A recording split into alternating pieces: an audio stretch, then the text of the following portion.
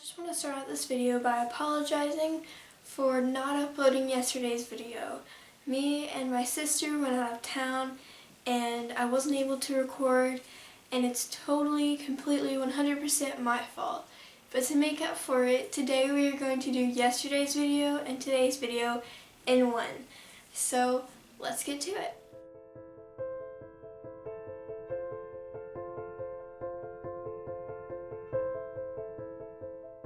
So we left off with Jesus and the disciples going to Gethsemane, or Mount of Olives, to pray, the garden.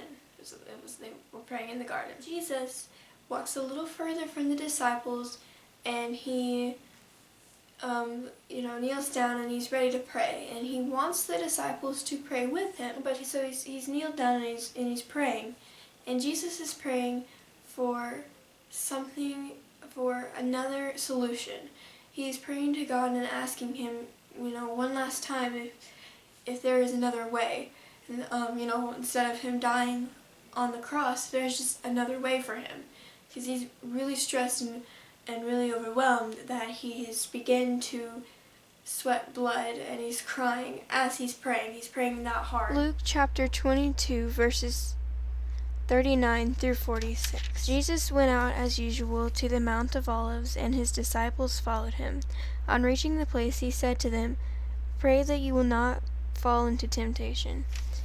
He withdrew about a stone's throw beyond them, knelt down and prayed, "Father, if you are willing, take this cup from me, yet not my will, but yours be done." An angel from heaven appeared to him and strengthened him.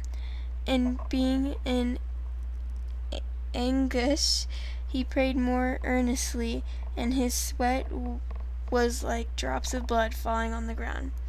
When he rose from prayer and went back to the disciples, he found them asleep, exhausted from sorrow. "Why are you sleeping?" he asked. "Get up and pray, so that you will not fall into temptation." So he stops praying and he looks over to his disciples to find them asleep. And, he wakes them up and asks them to pray with him again. And so this continues for 3 times. He told the disciples that they needed to get their rest for the things that were to come. They needed rest for all the things that were about to happen. Jesus knew that this must happen for our sins to be forgiven. He was able to accept that now, and he was able to accept that there was no other way. And he was, ready to take on what he had to do. After telling them this, the Pharisees and the scribes are on their way to get Jesus. Who's with them, you may ask? Judas, one of the disciples. And they come up, and Judas is like, basically he says, in teenager terms, whoever I kiss is the one you need to grab and take. So Judas goes up to Jesus and kisses him, I think, on the cheek.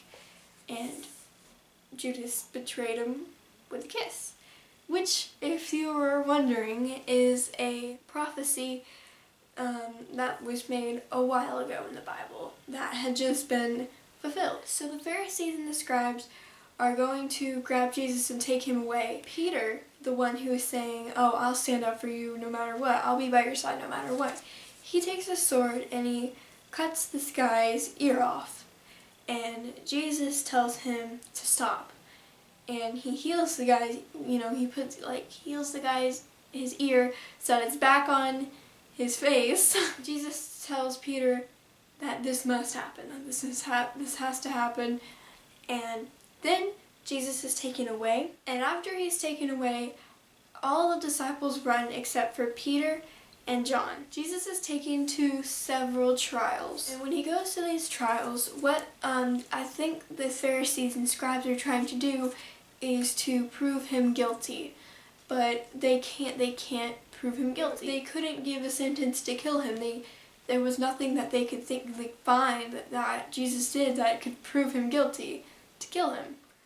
Jesus is taken to the priest, where he's asked a series of questions and he's beaten. While this is happening, while Jesus is getting beaten, Peter, one of the disciples, is outside and he is watching this. So a girl comes up to Peter and asks him if he is a follower of Jesus. Peter says No. Or if you remember Thursday, we talked about how Jesus told Peter that he would deny him or betray him 3 times before the rooster crows. So this was the first time. Then another guy asked him about around the same question. This time Peter says, I have never met him. Another person asked Peter about the same question, like if he knew Jesus or who Jesus, or if he was a friend of Jesus or something like that. I'll put the verses here. Asked him the same thing, and he swears this time that he had never met him. Those were the 3 times. And right after Peter did this, the rooster crows. Okay, so after this, or around this time somewhere, Jesus is taken to the governor. Then he is taken to the king, or fake king, and then he is taken back to the governor. Throughout this night, everything that happened was prophesied. Jesus is taken from the governor, and he is forced to walk where he will be killed. And as he's going through these things, he's been beaten with a whip, and I'm sure other things. I don't really know him, but he's beaten with several things. It's really hard for him to walk. I don't really know how to pronounce this, but the place that he was going to be killed was Golgotha, which stands for the place of the skull. Jesus was originally supposed to carry his cross, but he had fallen so many times that eventually someone ended up carrying it for him. And if you think about this is really sad. So they get to this place, and Jesus is thrown on his back. Then they stretch his arms out, like on the cross, and they nail his hands and his feet to the cross. Then they hang the cross up, and they drop it like in the ground in the spot, and it's held above everyone. And they also have a sign that says, Hail the King of Jews. So it's kind of embarrassing. As Jesus is on the cross, there are, you may know this, 2 crosses, like probably behind him or beside him or something, and there are 2 thieves on these, separate crosses. One of the thieves looks at Jesus and says, if you're God, if you're Jesus, then you can save us. Like, why aren't you saving us? Like, get us out of here. Like, please just save us. And, like, don't let this happen. And the other thief turns to the other thief turns to the other thief and says, basically tells him to be quiet or, shut up. And then he looks to Jesus, this thief that I've decided is on the right-hand side apparently, to Jesus and says, please remember me when you're in heaven. And Jesus responds to him saying something like, even that same day they would be in paradise together. We will talk about this a little bit more tomorrow, so we're just going to tuck it under the rug and we'll pull it out tomorrow. Shortly after this happens, Jesus dies.